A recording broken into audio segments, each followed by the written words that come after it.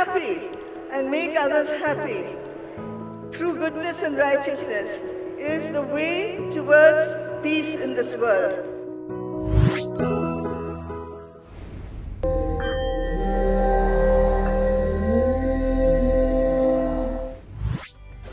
प्राध्यापक हरी नरके फुले आंबेडकर चळवळीचे अभ्यासक म्हणून त्यांची ओळख आहेच, शिवाय ते कुशाग्र अभ्यासक लेखकही आहेत। आजवर त्यांची विविध विषयांवर 25 पेक्षा जास्त पुस्तकं प्रकाशित झाली आहेत। प्राध्यापक नरके यांचा वाचनाचा प्रचंड व्यासंग लक्षात घेता MIT वर्ल्ड पीस युनिव्हर्सिटीचे संस्थापक अध्यक्ष डॉक्टर विश्वनाथ कराड यांनी त्यांच्याकडे विश्व ग्रंथालयाची जबाबदारी सोपवली आहे।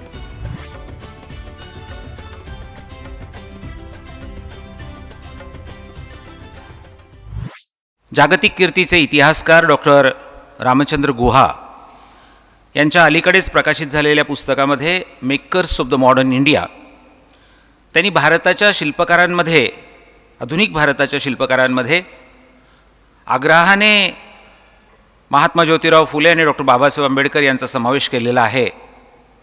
तेव्हा फक्त दलितांचे नेते किंवा शिक्षण सुरू करणारे किंवा सामाजिक समतेचे प्रवर्तक अशी जी एक मर्यादित ओळख फुले आंबेडकरांची आत्तापर्यंत झालेली आहे, त्याच्या पलीकडे जाऊन आधुनिक भारताचे निर्माते म्हणून फुले आंबेडकरांकडे बघितलं पाहिजे, हे जे डॉक्टर रामचंद्र गुहा म्हणतात ते मला महत्त्वाचं वाटतं।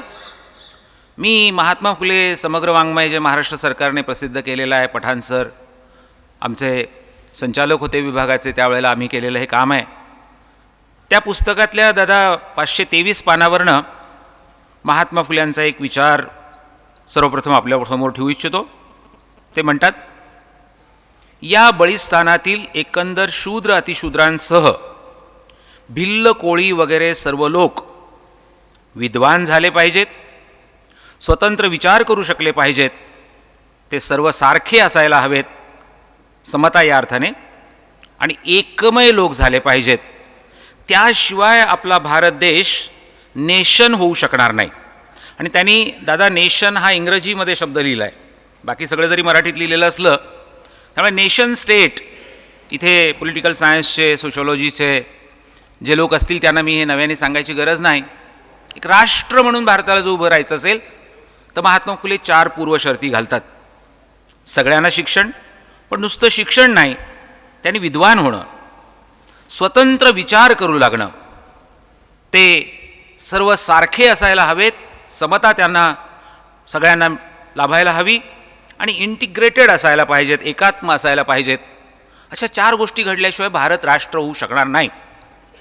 महात्मा फुल्यांनी आयुष्याच्या शेवटी जी ओळ लिहिली आणि नंतर 28 नोव्हेंबर 1890ला ते गेले, तो सार्वजनिक सत्यधर्म ग्रंथ युनिव्हर्सल रिलिजन ऑफ ट्रूथ असं ज्या पुस्तकाचं नाव आहे दादा, त्याची शेवटची ओळ आहे, 19व्या शतकी ग्रंथ केला सिद्ध, वाचोत प्रबुद्ध ज्योती म्हणे, ज्याचा मुख्य मुद्दा स्त्री पुरुष दोघे समान असती, गुणे आदरावे सर्व काळ।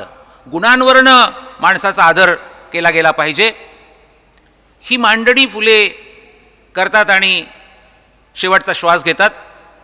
त्या ग्रंथामध्ये भारताचं एकात्म समाज निर्मितीचं स्वप्न मांडताना फुले असं म्हणतात, भारतामध्ये अनेक धर्माचे लोक राहतात, त्या सगळ्यांमध्ये सलोखा असायला हवा, हार्मनी, शांतता, पीस असायला हवं, सौहार्द असायला हवं, आणि म्हणून त्याच्यासाठी ते एक स्वप्न पाहतात। ते म्हणतात, एक दिवस असा येईल की या भारतातली आई बौद्ध धर्माचा अभ्यास करेल आणि पटलं आवडलं तर बौद्ध धर्माप्रमाणे वर्तन करेल, त्या घरातली वडील हे जुना करार वाचतील, नवा करार वाचतील, बायबलचा अभ्यास करतील आणि पटलं आवडलं तर ख्रिश्चन धर्माप्रमाणे वर्तन करतील, त्या घरातली मुलगी शरीयत वाचेल, हदीस वाचेल, कुराण वाचेल, आणि तिला पटलं आवडलं तर इस्लामची उपासना ती करेल, आणि त्या घरातला मुलगा, 4च माणसाचं कुटुंब, हे 1890 सालचं स्वप्न, तो युनिव्हर्सल रिलिजन ऑफ ट्रूथ, सत्य धर्माप्रमाणे तो मुलगा वर्तन करेल। महात्मा फुले या देशाचं राष्ट्रीय एकात्मतेचं स्वप्न बघताना 4 धर्माचे लोक एका कुटुंबामध्ये राहतील आणि सामाजिक सलोखा आणि राष्ट्रीय एकात्मता निर्माण करतील, हे जे स्वप्न मांडतात ते मला विलक्षण वाटतं. डॉक्टर बाबासाहेब आंबेडकरांचा प्रामुख्याने अलीकडच्या काळामध्ये सामाजिक न्यायाचे प्रवर्तक म्हणून, प्रणेते म्हणून वारंवार उल्लेख होतो. त्या बाबासाहेब आंबेडकरांचं एक भाषण त्यांनी मुंबई विधिमंडळामध्ये आमदार असताना केलेलं आहे. आमदार किती अभ्यासपूर्ण भाषणं करतात हे आपल्याला सगळ्यांना माहिती आहे, विशेषतः आजकाल तर जास्तच माहिती आहे. आणि मी मंत्रालयामध्ये पठाण सरांना माहिती आहे की गेली 27 वर्ष मेंबर सेक्रेटरी म्हणून काम करत असल्यामुळे अनेकदा सभागृहामध्ये जाऊन बसतो, अधिकाऱ्यांच्या गॅलरीमध्ये, आणि भाषणं ऐकत असतो. त्याबद्दल दिलीप वळसे पाटील आपल्याकडे बोलूनच गेले तिथे, मी त्याच्याबद्दल काही जास्त बोलायची गरज नाही.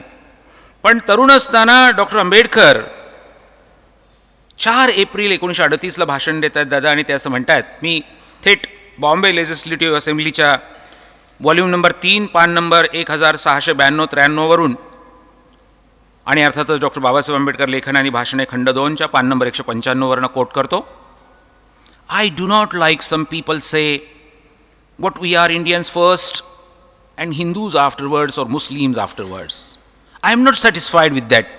I frankly say that I am not satisfied with that. I do not want that our loyalty as Indians should be in the slightest way affected by any competitive loyalty, whether that loyalty arises out of our religion, out of our culture, out of our caste, or out of our language. I want all people to be Indian first, Indian last, and nothing else but Indians only. 4 April 1938चे doctor Ambedkar सारा भारत आम्ही भारतीय आहोत असा म्हणणारा असायला हवा, असं मुंबई विधिमंडळामध्ये आमदार म्हणून बोलताना सांगतात. त्यांना माध्यमांनी तुम्ही आम्ही दलितांचे नेते एवढा एक कोपरा देऊन टाकलेला आहे, आणि त्याला कारण आहेत काही, मी त्यात जाणार नाही. मी इथे तुमच्यासमोर बोलत असताना, समाज सुधारणा चळवळीतलं फुले आंबेडकरांचं योगदान सांगत असताना, डॉक्टर रामचंद्र गुहांची जी लाईन आहे, makers of the modern India, याच बाजूने बोलणार आहे. दादा, साधारणपणे आपल्याकडे परिवर्तनाचे जे प्रवाह निर्माण झाले त्याच्यामध्ये 4 छावण्या आहेत. पहिली छावणी जी आहे ती पारंपरिक मूल्य चौकट जी आहे, ती मूल्य चौकट प्रमाण मानून व्यक्ती आणि व्यक्ती समूह यांच्या वागणुकीमध्ये परिवर्तन करू इच्छिणारे. दुसरी छावणी स्कूल समाजाच्या मूळ चौकटीला कोणताही धक्का न लावता काही मर्यादित बदल, मर्यादित परिवर्तन, उदाहरणार्थ गोपाळ गणेश आगरकर या शहरातले समाजसुधारक आपल्या पुण्यातले, ते स्त्रियांच्यासाठी एकूणच सामाजिक प्रगतीसाठी सारं आयुष्य झोकून देऊन लढले, झटले, काम केलं त्यांनी. पण त्यांची एक प्रतिज्ञा होती, मूळ आर्यत्व न सांडता, आर्यत्वाच्या चौकटीला धक्का न लावता. तिसरं स्कूल आहे समाजाच्या धार्मिक आणि नैतिक मूल्यांच्या पारंपरिक चौकटीमध्ये पण संस्थात्मक बदल. पंडितजी आणि मी ज्या भांडारकर संस्थेमध्ये आम्ही काम करतो, ते भांडारकर जे मुंबई विद्यापीठाचे कुलगुरू होते, त्यांचा प्रयत्न, विठ्ठलरामजी शिंदे यांचा प्रयत्न, नंतरच्या पिढीत आलेल्या महात्मा गांधींचा प्रयत्न हा संस्थात्मक बदल करण्याचा होता, आणि नैतिक आणि धार्मिक मूल्यांच्या बाबतीमध्ये तो आग्रह होता. चौथं स्कूल वैश्विक स्वरूपाच्या नैतिक मूल्यांवर आधारलेल्या व्यक्ती, समूह, व्यक्तिसमूह यांच्यामध्ये संस्थात्मक बदल घडवून आणणं. हे जे आहे आपल्या भारतीय राज्यघटनेच्या प्रिॲम्बलमध्ये न्याय, समता, स्वातंत्र्य, बंधुता ही जी वैश्विक मूल्य सांगितलेली आहेत, अशा मूल्यांवर आधारलेलं परिवर्तन, अशा मूल्यांवर आधारित देश समाज निर्माण करणं, मला असं वाटतं की फुले आणि आंबेडकर यांचं स्कूल चौथं स्कूल आहे, वैश्विक मूल्य मानणारे. आणि त्यामुळे मी फुले आंबेडकरांकडे बघतो, ते क्रिएटर ऑफ द नॉलेज, ज्ञाननिर्मितीचा प्रयत्न करणारे, त्याच्यासाठी सरक झुकून देऊन काम करणारे. आणि त्या बाजूनी जर आपण विचार करायला लागलो तर आपल्याला काय दिसतं दादा, या दोघांच्या साहित्याचा बारकाईने अभ्यास केल्यानंतर मी या निर्णयाला पोचलो आहे की ते असं म्हणतात की भारतीय समाजाकडे बघितलं तर there are 3 centres of the discrimination and exploitation. पक्षपात, भेदभाव, अन्यायाच्या 3 जागा, महत्त्वाच्या जागा आहेत. फर्स्ट इज जेंडर, लिंगभाव, स्त्री पुरुष विषमता. Second is caste. आपण नेहमी म्हणतो हजारो जाती आहेत, पण भारत सरकारच्या अँथ्रोपॉलॉजिकल सर्व्हे ऑफ इंडियाने 1985ला जो सर्व्हे हातात घेतला, 3000 समाजशास्त्रज्ञ त्याच्यामध्ये सहभागी झाले डॉक्टर के.एस. सिंग यांच्या नेतृत्वाखाली, आणि 1,00,000 एमफिल आणि PhD स्टुडंट्स ज्या प्रकल्पामध्ये काम करत होते, त्याचे 43 खंड आणि 100 पुस्तकं आत्तापर्यंत प्रसिद्ध झाली आहेत. त्याचा एका ओळीचा निष्कर्ष आहे की 2017ला भारतामध्ये 4635 जाती आणि जमातीचे लोक राहतात. जातीव्यवस्था ही डॉक्टर आंबेडकर म्हणतात पायऱ्यांसारखी व्यवस्था आहे. ग्रेडेड इनइक्वॅलिटी, श्रेणीबद्ध विषमता या जातीव्यवस्थेने निर्माण केली आहे. आणि म्हणून डॉक्टर आंबेडकर म्हणतात की कामाचं वाटप जगात सगळीकडेच आहे. अमेरिकेत आहे, इंग्लंडमध्ये आहे, जपानमध्ये आहे, जर्मनीमध्ये आहे, फ्रान्समध्ये आहे. कामाचं वाटप असतंच. कोणीतरी शिपाई, कोणीतरी प्राध्यापक, कोणीतरी न्यायाधीश, कोणीतरी पत्रकार, हे कामाचं वाटप झालं. भारतीय समाजव्यवस्थेमध्ये जातीव्यवस्थेतला अन्याय हा आहे की जन्मावर आधारित कामाचं वाटप जे पुढच्या काळामध्ये केलं गेलं, जे आधी नव्हतं. साधारण 11व्या-12व्या शतकामध्ये ते झालं. आधी खुले गट होते, कौशल्यावर आधारलेले गट होते. पुढे त्याचं बंदिस्तीकरण झालं. आणि म्हणून डॉक्टर आंबेडकर म्हणतात एनक्लोज्ड क्लास इज कास्ट. बंदिस्त वर्ग 11व्या-12व्या शतकामध्ये प्रामुख्यानं केले गेले. अनेक कारणं होती त्याची, पण त्याचं समर्थन नाही करता येणार. आणि त्यामुळे मग कामाचं वाटप बाजूला राहिलं आणि जन्मावर आधारित काम करणाऱ्यांचं वाटप.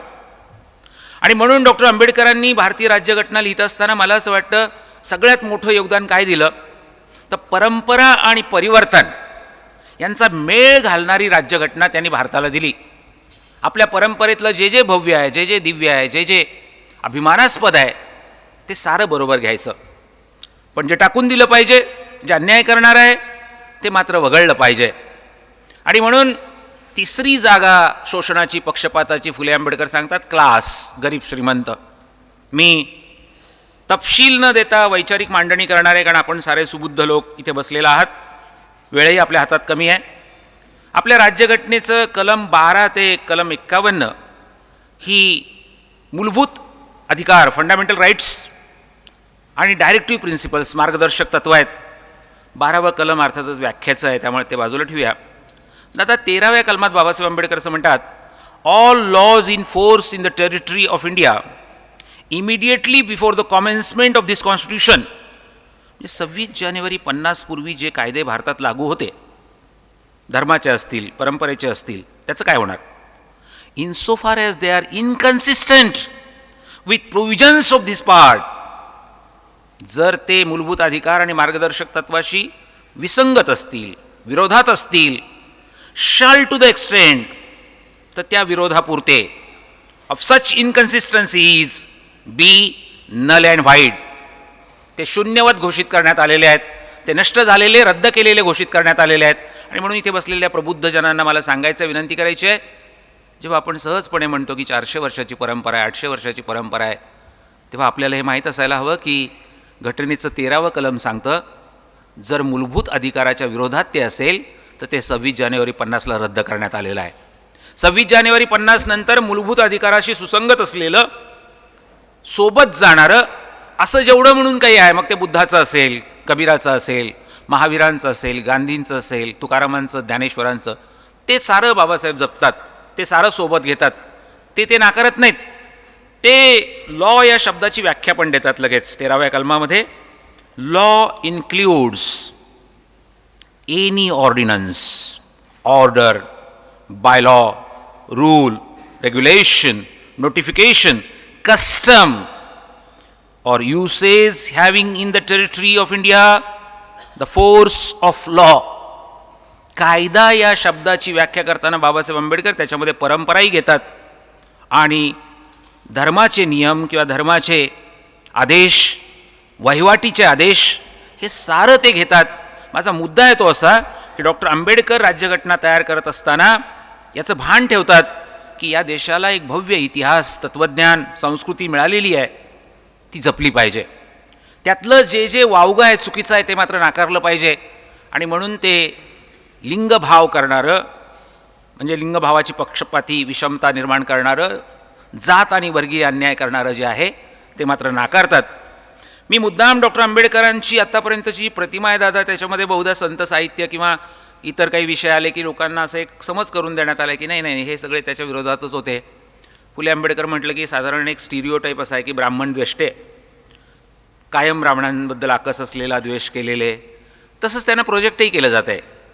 इथल्या राजकारण्यांनी गेली 50-60 वर्ष फुले आंबेडकरांचा महाराष्ट्र फार सरळपणे म्हटलं असं नाही, त्याच्यामागे एक राजकीय दृष्टी आहे.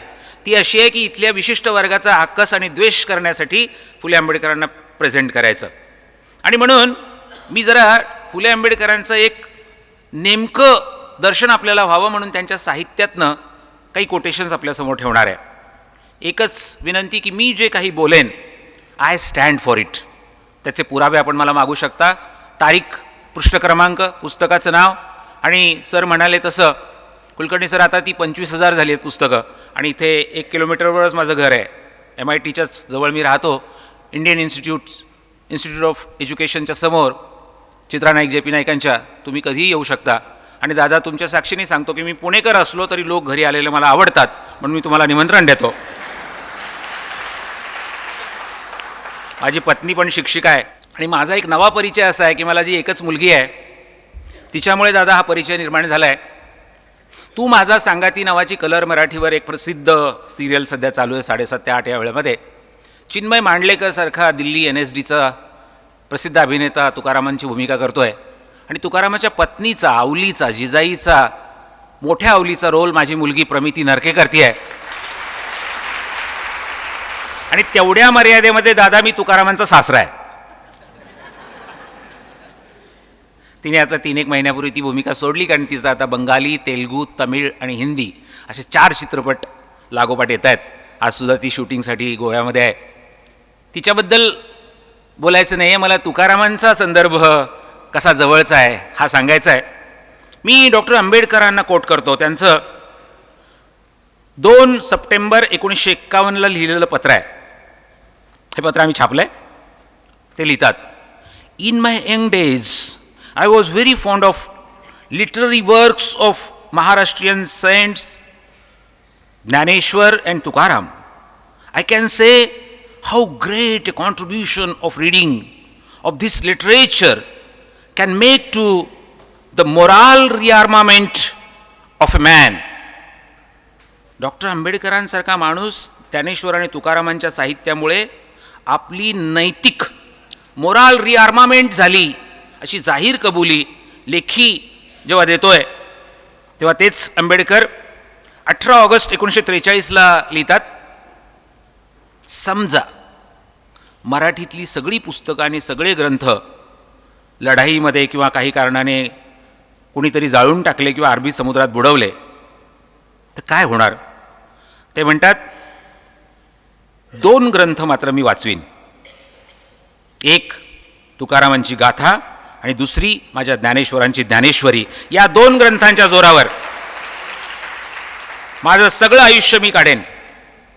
कारण माझी मराठी तगली आहे, ती यावश्चंद्र दिवाकरो तगणार आहे, ती अभिमानानं तुकाराम गाथा आणि ज्ञानेश्वरीच्या जोरावर. हे डॉक्टर आंबेडकर कधी आपल्याला सांगितले गेलेले नाही आहेत म्हणून मी मुद्दाम तुमच्यासमोर मांडतोय. आणि मग पठाण सरांनी आणि कुलकर्णी सरांनी सांगितलेलं लक्षात ठेवा की मी हे वर्तमानपत्रात वाचून किंवा चॅनलवर बघून किंवा IQ माहितीच्या आधारे सांगत नाही आहे. डॉक्टर आंबेडकरांच्या लेखन आणि भाषणाचे जे 22 खंड महाराष्ट्र सरकारने प्रसिद्ध केले आहेत त्यातले खंड 17ची 3 पुस्तकं, 18ची 3, 19, 20, 21 आणि 22 मराठी आणि इंग्रजी याचा मी संपादक आहे. आणि त्यामुळे तुमच्या हातात पुस्तकं देण्यापूर्वी प्रत्येक पुस्तक किमान 5 वेळा वाचलेलं आहे. मला आपल्याला सांगायचं ते असं की राजाराम शास्त्री भागवत, आमच्या दुर्गा भागवतांचे आजोबा, संस्कृत तज्ज्ञ, महामहोपाध्याय, ते असं लिहितात, आम्हा मराठी माणसांना वेद, वेगवेगळ्या स्मृती, वेदांत भाष्य हे जरी नाही मिळालं तरी चालेल, पण आम्हाला ज्ञानेश्वरी आणि तुकारामांची गाथा मात्र हवीच हवी, कारण ती म्हणजेच हे सारं आहे. ज्ञानेश्वरी आणि तुकारामांची गाथा म्हणजे हे सारं आहे आणि त्यामुळे आमच्यासाठी हे आवश्यक आहे. या 3 महापुरुषांची ही वचनं आपल्यासमोर ठेवण्याचं कारण हे होतं की फुले आंबेडकरांकडे जेव्हा आपण पाहतो तेव्हा मला असं वाटतं की ते एक पंचसूत्री कार्यक्रम देतात आणि तो खरा भारतीय समाजाच्यासाठी महत्त्वाचा ठेवा असतो. पत्रकारितेची आधारशिला घालताना फुले याच पुण्यामध्ये असं म्हणाले होते. दीनबंधू नावाचं वर्तमानपत्र जेव्हा त्यांनी सुरू केलं, त्यांचे सहकारी कृष्णराव पांडुरंग भालेकर हे त्याचे संपादक होते, तेव्हा फुले असं म्हणाले की to educate the masses, to aware the masses, to organise the masses and of course to entertain the masses, ही 4 बेसिक कामं पत्रकारितेने केली पाहिजेत. आणि म्हणून फुले टिळक आणि आगरकरांच्या पत्रकारितेबद्दल मनामध्ये कायम आदराची भावना होती आणि आहे आणि ती राहील. पण टिळकांचा आणि आगरकरांचा केसरी मराठा सुरू व्हायच्या 4 वर्ष आधी पुण्यामध्ये जेव्हा दीनबंधू सुरू होतो, आत्ता जिथे पुणे महानगरपालिकेची इमारत आहे तिथे ते हेडक्वार्टर होतं, तिथे ती इमारत होती भालेकरांची, शिवाजीनगर किंवा भांबुर्डा त्या काळातला, त्याच्यामधनं जी मांडणी करतात तीसुद्धा पुन्हा शिक्षणाचीच असते. आणि म्हणून मला नेहमी असं वाटत आलं की आपले जागतिक कीर्तीचे शिक्षणतज्ज्ञ डॉक्टर JP नाईक कोठारी कमिशनच्या अहवालाचं पहिलंच वाक्य तुमचा साऱ्यांचा सन्मान करणारं लिहितात, प्राध्यापकांचा, शिक्षकांचा, गुरुजनांचा सन्मान करणारं लिहितात. The destiny of the nation is created in the classrooms of India. भारताचं भवितव्य, भारताचं नशीब घडवण्याचा कार्यक्रम प्राध्यापक, शिक्षक वर्ग खोल्यांमध्ये करतात. प्राचीन भारतीय शिक्षण पद्धती हे जे हिंदी, मराठी, इंग्रजीमधलं डॉक्टर सदाशिव आनंद आळतेकरांचं पुस्तक आहे, जे बनारस युनिव्हर्सिटीमध्ये संस्कृत आणि इतिहास या 2 विषयांचे विभाग प्रमुख होते. 1935 सालचं हे पुस्तक आहे. दादा याच्यामध्ये त्यांनी असं म्हटलं आहे की इसवी सन 1 साली 75% भारत साक्षर होता आणि वेदांपासनं, उपनिषदांपासनं, शिलालेख, ताम्रपटांपासनं सारं अध्ययन करून त्यांनी पान नंबर 114, 115वर हा दावा केला आहे. मग 75% साक्षरता असलेला भारत खाली आला, त्याची ही 3 कारणं आहेत. स्त्री पुरुष विषमता गार्गी मैत्रेयीच्या देशात पण आपण निर्माण केली, आपण जातीव्यवस्था निर्माण केली, 4थ्या शतकामध्ये अस्पृश्यता निर्माण केली आणि 11व्या-12व्या शतकामध्ये तर जातीची बंधनं आपण फारच कठोर केली आणि वर्गीय भेदभावसुद्धा इतका टोकाचा वाढत गेला. या साऱ्या काळामध्ये महाराष्ट्र वेगळा राहिला. त्याचं कारण ज्ञानेश्वर त्याच कालखंडात निर्माण होतात, चक्रधर त्याच कालखंडात निर्माण होतात. त्याच वेळेला नामदेव नाचू कीर्तनाचे रंगी, ज्ञानदीप लावू जगी म्हणत असतात, पंजाबपर्यंत जातात. आणि त्याच नंतरच्या काळामध्ये एकनाथ पण येतात आणि तुकाराम पण येतात, रामदास पण येतात. हे सारं महाराष्ट्राचं वैभव आहे, महाराष्ट्राची खासियत आहे. आणि म्हणून महाराष्ट्र इतरांपेक्षा वेगळा असेल तर तो यांच्यामुळे आहे. मला सांगायचं होतं ते असं की स्त्री पुरुष समतेच्या संबंधामध्ये महात्मा ज्योतिराव फुले आज 28 नोव्हेंबर 127 वर्षापूर्वी या पुण्यामध्ये फुल्यांचा मृत्यू झाला ना. हजारो लोकांच्या उपस्थितीमध्ये जेव्हा त्यांचा अंत्यविधी करायचा होता तेव्हा शेजारचे भाऊबंद आडवे आले आणि ते म्हणाले की हे आमचे आहेत आणि हा यशवंत जो आहे तो ब्राह्मण विधवेचा मुलगा आहे, तो नाही पाणी पाजू शकत, आम्ही पाणी पाजणार, आम्ही फुले मंडळी पाणी पाजणार. कारण आपल्या संस्कृतीमध्ये, आपल्या समाजामध्ये जो पाणी पाजतो त्याला संपत्ती मिळते. सावित्रीबाई पुढे आल्याने म्हणाले, नाही, मी आहे जिवंत, मी हयात आहे अजून, तुम्ही कधीही त्यांच्या कामात, त्यांच्या विचारात त्यांच्याबरोबर नव्हतात, बाजूला व्हा, मी पाणी पाजेन, मी अग्नी देईन. आणि सावित्रीबाईंनी टिटवं धरलं आणि अंत्ययात्रा केली. 127 वर्षापूर्वी इतिहास घडला. एक बाई, एक महिला अंत्ययात्रेचं नेतृत्व करते आणि या निवारामध्ये, वैकुंठ स्मशानभूमीमध्ये सावित्रीबाईंनी अग्नी दिला. भारताच्या इतिहासामध्ये फार अपवादात्मक अशा उदाहरणांनी पंडितजी सांगतील आपल्याला, अजिबातच उदाहरणं नाहीत अशी नाही, पण अलीकडच्या काळामधलं महिलेने अग्नी देण्याचं मला असं वाटतं. त्याच्यानंतर एक गोपीनाथ मुंडे साहेबांच्या बाबतीमध्ये पंकजा मुंडेंचं उदाहरण आहे, पण फार जास्त उदाहरण आहेत असं नाही. मी खरं म्हणजे वेळ नसल्यामुळे बोलत नाही, पण एक सांगतो. पुण्याच्या कलेक्टर म्हणून एक महिला भगिनी होत्या, 30 वर्षापूर्वीची गोष्ट आहे. माझ्या एका सत्कारामध्ये त्या म्हणल्या, हरी नरकेंचं बाकी मला मान्य आहे, पण ते म्हणतात स्त्री पुरुषांमध्ये फरक आहे. मी कलेक्टर आहे, कोणाची हिंमत आहे म्हणे आता फरक करायची, मी IAS आहे आणि आता काही राहिलं नाही नरके सर, ते जुनं झालं. त्यानंतर 20 वर्षांनी त्या राज्याच्या ॲडिशनल चीफ सेक्रेटरी होत्या. पठाण सर, तुम्हाला माहिती आहे की चीफ सेक्रेटरी नंतर additional chief secretary home department ब्युरोक्रेसीमधला नंबर 2 असतो, नंबर 2 त्या होत्या. आणि त्यांनी मला फोन केला, म्हणाले, नरके सर, मी मुद्दाम तुम्हाला फोन करते, तुम्ही चहाला या, आज मला कबुली द्यायची 20 वर्षानंतर तुम्हाला.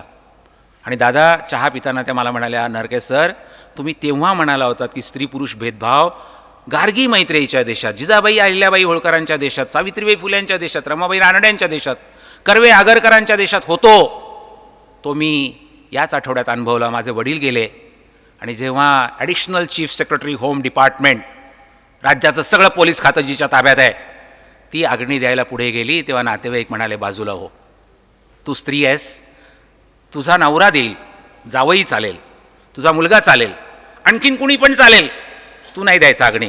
तेव्हा नरके सर तुम्हाला मी चहाला बोलावलं आहे, ते कबुली द्यायला बोलावलं आहे की राज्याची नंबर 2 पॉवरफुल पोस्टवर असलेली व्यक्ती असून सुद्धा माझ्या वडिलांना, जन्मदात्या वडिलांना अग्नी द्यायला मला माझ्या समाजाने नकार दिला आणि मला गप्प बसावं लागलं. मी लिंगभावाबद्दल बोलायला लागलं की लगेच आमच्यातल्याच काही भगिनी सर असं म्हणणार, नाही नाही नरके सर तुम्ही ते जुनं काही सांगू नका, आता काही राहिलं नाही, आता काही तसलं अजिबात नाही. त्या त्यांच्या स्वानुभवाने बोलत असतील तर फारच चांगली गोष्ट आहे, त्यांचं भाग्य म्हणायचं की त्यांना असं स्थान मिळालं आहे. त्यांच्या नवऱ्याचं पण कौतुक मला करावं असं वाटेल. सवाल आहे की हे प्रातिनिधिक चित्र आहे का, हे भारतीय समाजाचं सरसकट चित्र आहे का? आणि या पार्श्वभूमीवर अगदी छोटं स्वतःचंच उदाहरण देतो. कराड सर, आपल्या समाजाचं 2017 सालचं चित्र जर सहज बघायचं असलं तर ट्रेनमधनं प्रवास करताना, विमानातनं प्रवास करताना गप्पा होतात तेव्हा सहज कुणीतरी विचारतं, काय नाव आपलं? हरी नरके. काय करता? प्राध्यापक आहे. किती मुलं? 1 मुलगी आहे. अच्छा, मुलगा नाही? मुलगा नाही? नाहीच का मुलगा? अरे अरे अरे अरे, म्हणजे मला का कळतच नाही, अरे अरे अरे का? हेच तुम्ही उलटं सांगून बघा. समजा पंडितजी असं म्हटलं मी की मी एका मुलाचा बाप आहे, असं विचारत नाही, अच्छा मुलगी नाही? अरे अरे अरे अरे, मुलगी नाही? अरे अरे अरे अरे नाही म्हणत. एक असेल उदाहरण तर मला त्याने हात वर करून सांगावं की नरके सर आम्ही अनुभवलं आहे, एकच मुलगा आहे म्हणून विचारतात लोक, अरे अरे अरे मुलगी नाही तुम्हाला? छे छे छे छे, फारच वाईट, फारच वाईट. भारतामध्ये बदललंय हे खरं आहे. या देशाच्या पंतप्रधान पदावर, राष्ट्रपती पदावर, लोकसभेच्या अध्यक्षपदावर, विरोधी पक्षनेता पदावर, अनेक महत्त्वाच्या पदांवर महिला आल्या, पण ते प्रातिनिधिक आहे, टोकनिझम आहे. आजही गावखेड्यांमध्ये, वस्त्या वस्त्यांमध्ये आणि शहरातल्या सुद्धा फ्लॅटवर मी थेटपणाने पुरावा देऊन बोलणार आहे. प्लॅनिंग कमिशनच्या कन्सल्टेटिव्ह ग्रुपमध्ये मी 10 वर्ष काम केलं. नॅशनल सॅम्पल सर्वे ऑर्गनायझेशनच्या रिपोर्टप्रमाणे कराड सर, आज भारतामध्ये 2000, आता प्लॅनिंग कमिशन नाही आहे, आता नीती आयोग आहे.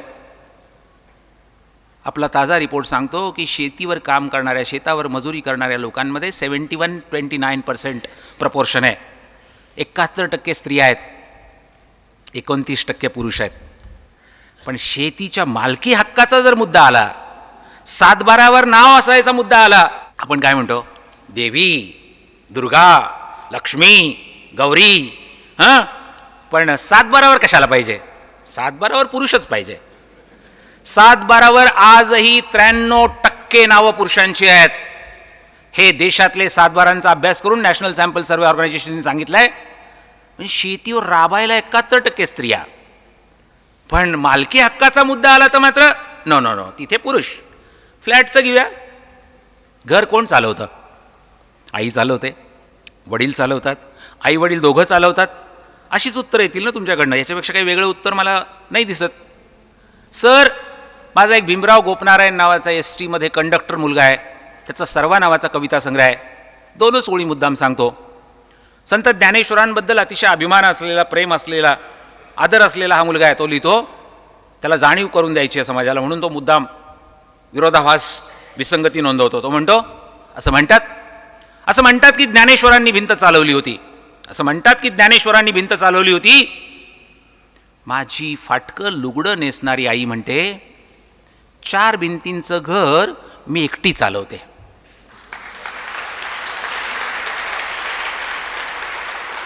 धन्यवाद.